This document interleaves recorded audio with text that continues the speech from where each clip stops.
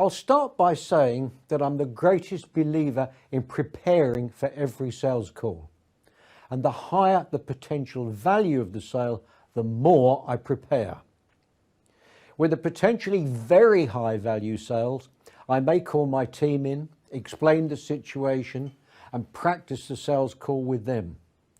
I ask them to be as difficult with me as possible, raise the most outrageous and unpredictable questions, and make it as tough on me as they possibly can. Much more so than would ever happen in a real life sales situation. I am as totally prepared as I can possibly be for that sales call. But in spite of all that preparation, I'll often start the sales meeting with a close. It goes like this.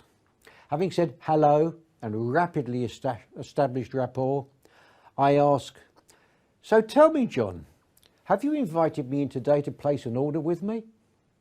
Followed, of course, by the silent close. There's usually a brief silence followed by, "Hold on a minute, Bruce, I do have a couple of questions to ask first."